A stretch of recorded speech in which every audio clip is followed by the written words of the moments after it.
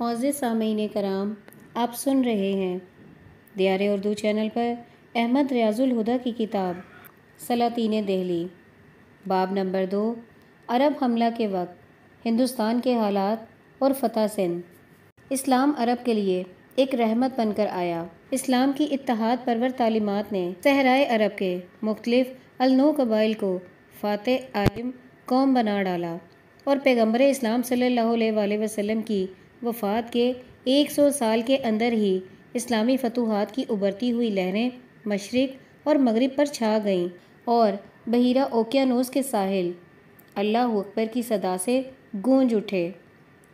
اسلام کا ظہور تاریخ کا سب سے بڑا واقعہ ہے۔ اسلام کا آفتاب عرب کی وادیوں میں طلوع ہوا، جس کی روشنی تمام کائنات میں پھیل گئی۔ جزیرہ نما عرب ایک صحرائی خطہ ہے جس کے باشندے خانہ بدوش اور صحرا نشین ہیں۔ یہ بر اعظم ایشیا میں واقع ہے اور 3 اطراف سے بحیرہ احمر، خلیج فارس اور بحیرہ عرب سے گھرا ہوا ہے۔ 6 صدی کے آخری ربع تک تمام ملک جہالت میں گھرا ہوا تھا۔ مختلف قبائل ایک دوسرے سے برسر پیکار تھے۔ جوئے بازی، شراب نوشی ان کے مشاغل تھے۔ غرور و نخوت، حسد، بغض اور کینہ ان کے خصائل تھے۔ قبائل کی باہمی جنگیں کئی نسلوں تک جاری رہتی تھی۔ بت پرستی ان کا شیوا تھا، اور مکہ اور کعبہ ان کا سب سے بڑا معبد تھا، جس میں 360 بتوں کی پرستش کی جاتی تھی۔ وہ توہم پرست تھے اور ارواح خبیث پر اعتقاد رکھتے تھے۔ عرب تمدن کے متعدد مرکز تھے۔ حجاز میں مکہ، جو فلسطین، مصر اور شام کے ساتھ وابستہ تھا۔ جنوب مغرب میں یمن، جس کے بحری تعلقات حبش، ایران اور ہندوستان کے ساتھ قائم تھے۔ خلیج فارس کا خطہ اہل فارس کے زیر اثر تھا۔ عرب قبائل میں قریش کا درجہ سب سے ممتاز تھا۔ اسی قبیلے میں 570 عیسوی میں حضرت محمد صلی اللہ علیہ وآلہ وسلم کی ولادت باسعادت ہوئی۔ گویا ایسی ہستی مارز وجود میں آئی جو دنیا کی تاریخ کو آن کی آن میں بدلنے والی تھی، اور جس کے نور کی ضیاء پاشی تمام عالم کے گوشے گوشے میں پہنچنے والی تھی۔ حضور صلی اللہ علیہ وآلہ وسلم یتیمی کی حالت میں پیدا ہوئے، اور بچپن ہی میں 4 سال کی عمر میں ماں کا سایہ بھی سر سے اٹھ گیا۔ اپنے چچا ابو طالب کے زیر سایہ غربت اور تنہائی کی زندگی کی 40 پہاڑیں گزرنے کے بعد آپ صلی اللہ علیہ وآلہ وسلم کو نبوت کا درجہ ملا۔ اپنی انقلابی تعلیم کی اشاعت کے سلسلے میں تمام اہل مکہ آپ صلی اللہ علیہ وآلہ وسلم کے دشمن ہو گئے۔ بالآخر 623 عیسوی میں آپ صلی اللہ علیہ وآلہ وسلم ہجرت کر کے مکہ سے مدینہ چلے گئے۔ اسی سال سن ہجری کا آغاز ہوا۔ مدینہ میں خلافت باطنہ کے بعد خلافت ظاہرہ کا ظہور ہوا، یعنی معاشرتی تنظیم کے ساتھ ساتھ سیاسی تنظیم بھی شروع ہوئی۔ اس تنظیم کے استحکام کے بعد ہجرت کے 11ویں سال آپ مکے پر فتح حاصل کرنے میں کامیاب ہوئے۔ رفتہ رفتہ تمام عرب اسلامی عظمت کے زیر نگیں آیا۔ اسلام کی تبلیغ و اشاعت کے لیے دیگر ممالک میں بھی مبلغ بھیجے گئے۔ 8 جون 632 عیسوی کو حضور صلی اللہ علیہ وآلہ وسلم کا وصال ہوا۔ آپ صلی اللہ علیہ وآلہ وسلم نے دنیا کے سامنے ایک مکمل نظام زندگی اور حکومت الہیہ کا تخیل پیش کیا، اور خود ابتدا سے لے کر آخر تک ان اصولوں پر کاربند رہے جو تمام عالم کے لیے مشعل راہ بننے والے تھے۔ آپ صلی اللہ علیہ وآلہ وسلم نہ صرف مسلح قوم اور مذہبی پیشوا ہی تھے، بلکہ کامل انسان اور سیاسی رہنما بھی تھے۔ آپ صلی اللہ علیہ وآلہ وسلم کے غزوات بدر، احد، حنین، خندق اور تبوک کے کارناموں سے آپ صلی اللہ علیہ وآلہ وسلم کی عسکری عظمت، تدبر اور نظام کا پتہ چلتا ہے۔ اسلام ہر قوم اور ہر زمانے کے لیے ایک کامل نظام زندگی ہے، اور انسان کی زندگی کے ہر شعبے پر حاوی ہے، خواہ وہ معاشرتی ہو یا اقتصادی، سیاسی ہو یا تمدنی۔ انسان کی ہر مشکل کا حل، خواہ وہ 7ویں صدی کا انسان ہو یا 20ویں صدی کا، اسلامی فلسفے کے اندر ہے۔ معاشرے کی برائیوں کو دور کرنے کے لیے اور عوام کی زندگی کو بہتر بنانے کے لیے جو فلسفہ قدیم زمانے میں افلاطون، ارسطو اور دور جدید میں ہیکل، ہوبز، روسیو اور لینن نے پیش کیا، اور پھر 1990 میں روسیوں نے لینن کے نظریات کا حشر بھی دیکھ لیا کہ سوویت یونین صفحہ ہستی سے ہی مٹ گیا۔ ان سب کا حل اسلامی فلسفے میں پہلے سے ہی موجود ہے۔ اسلام کا پیغام تمام دنیا کے لیے ہے، جس کی اشاعت کے لیے ایک جماعت حضور صلی اللہ علیہ وآلہ وسلم کی زندگی ہی میں قائم ہو چکی تھی۔ اس جماعت کا مقصد اسلامی غلبے کا قیام تھا۔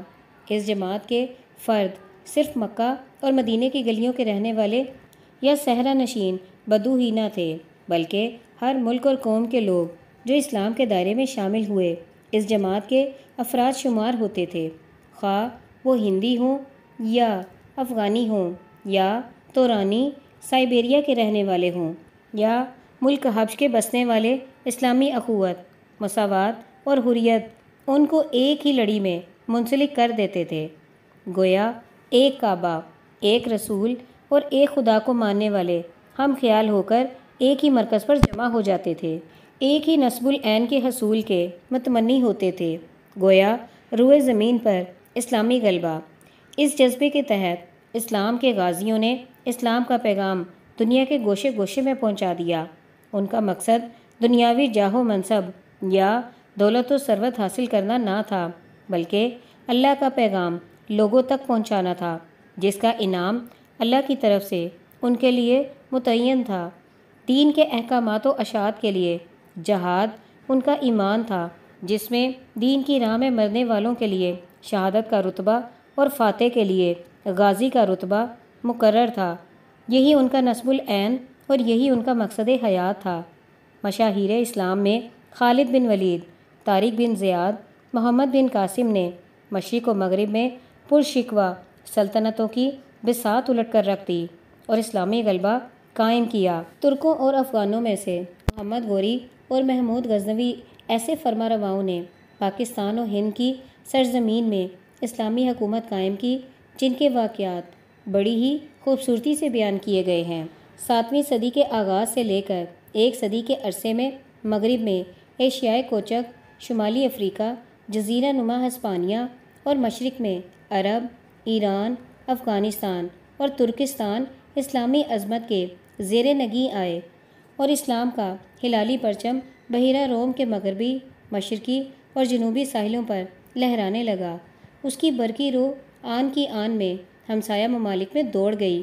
اس طاقت کا بے پایاں سیلاب یورپ میں 2 مقامات پر جا کر تھما، ایک جنوبی فرانس میں جنت ٹورس میں 732 میں اور دوسرے باسفورس پر قسطنطنیہ میں 717 میں۔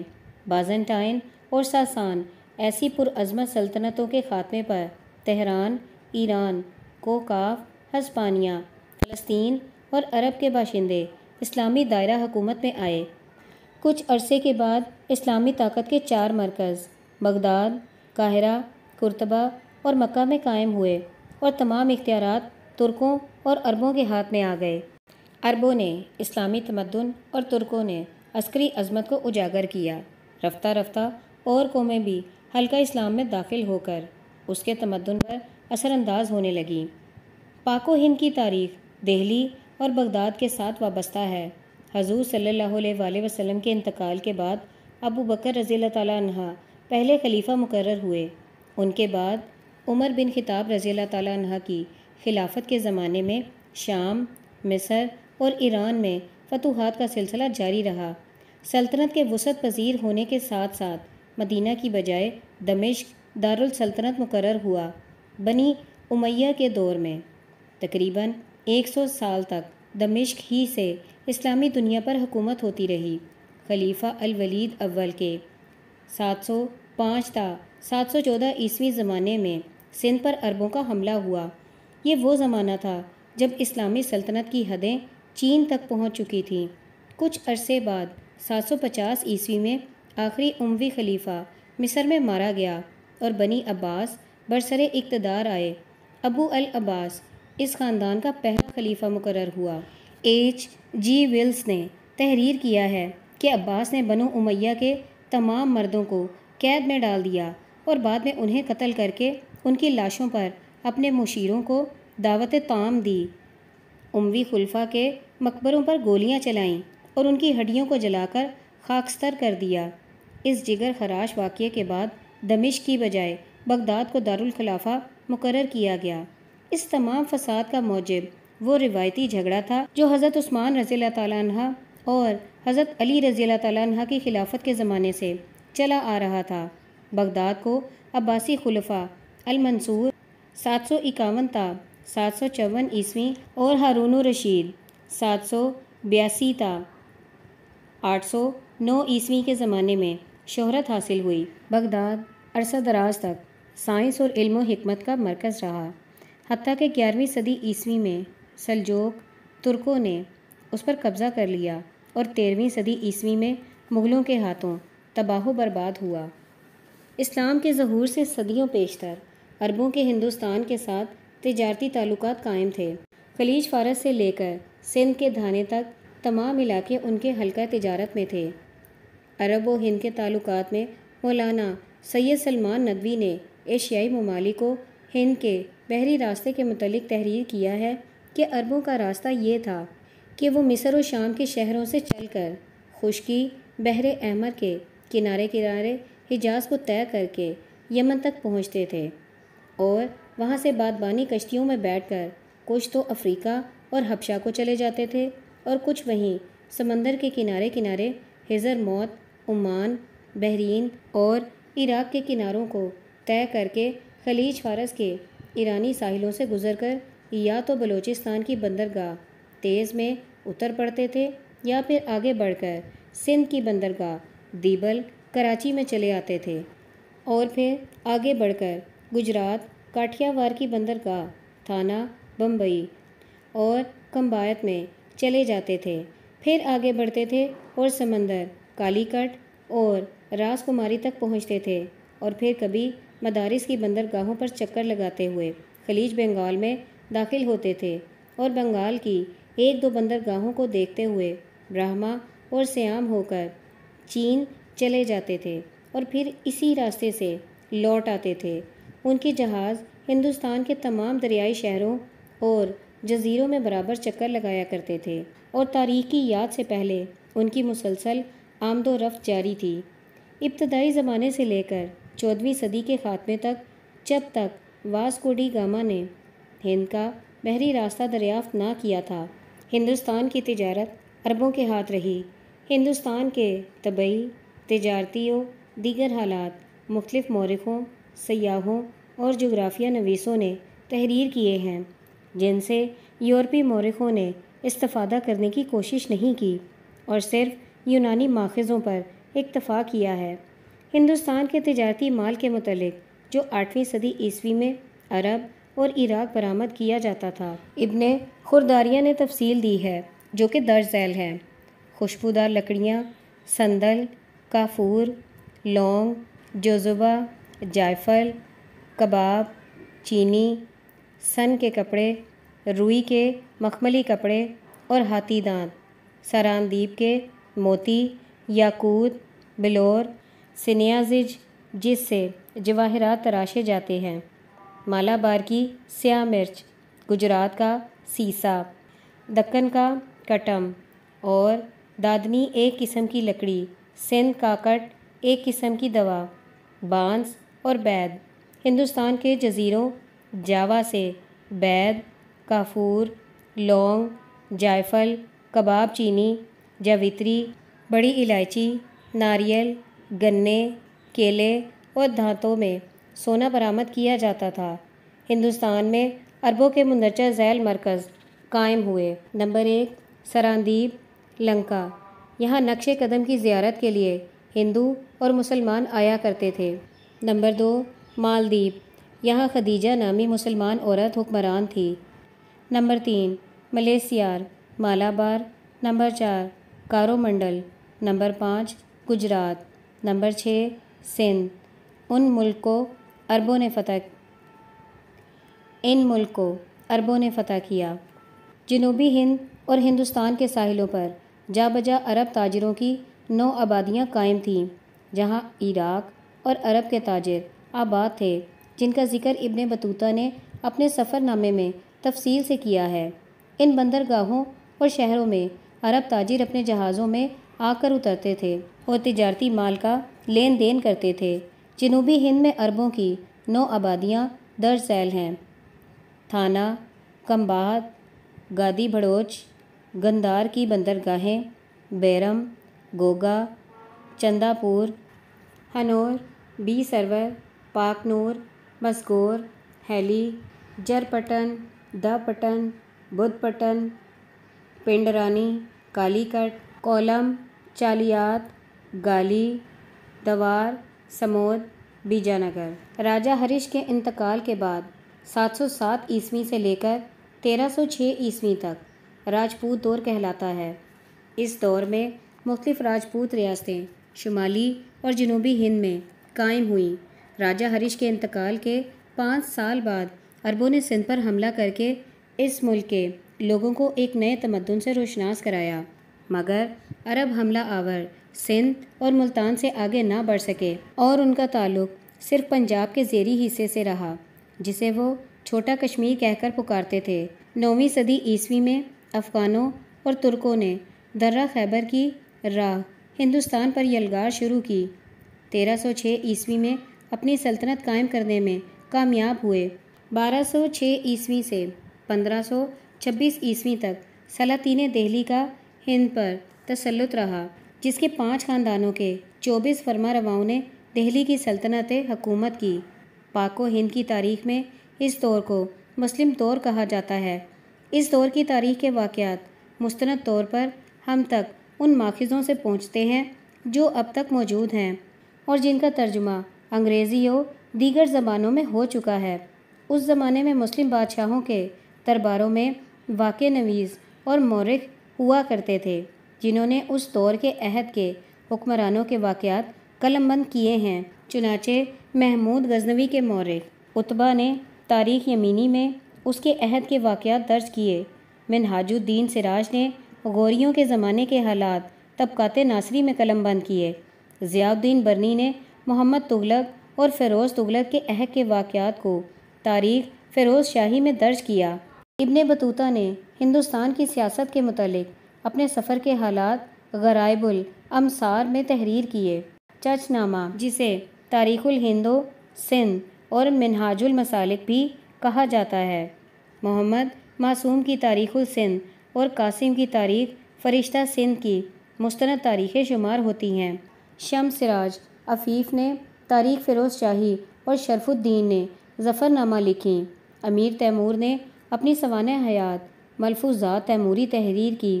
انگریزی زبانوں میں ان کتابوں کے تراجم ایلیٹ اور ڈاسن نے کیے۔ تاریخی کتابوں کے علاوہ اسکول اور عمارتوں سے بھی اس دور کی عظمت کا پتہ چلتا ہے۔ یہ عمارات صنعت اور کاریگری کا بہترین نمونہ ہیں۔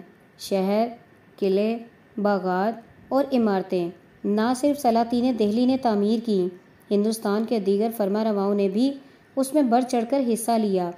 چنانچہ قطب مینار اور قطبی مسجد دہلی 2.5 دن کا جھونپڑا، اجمیر قطب الدین کی یادگاریں ہیں، حوض شمسی عیدگاہ، جامع مسجد سلطان التمش کے عہد کی یاد دلاتی ہیں۔ علاؤالدین خلجی کے عہد کی عمارات میں قلعہ، سری محل، حضور سلطان الہی دروازہ، خوص خاص اور حوض الہی شامل ہیں۔ تغلق زمانے کی یادگار تغلق آباد میں محمد تغلق کا مقبرہ ہے۔ فیروز تغلق نے فتح آباد، حصار، فیروز آباد اور جون پور کے شہر آباد کیے۔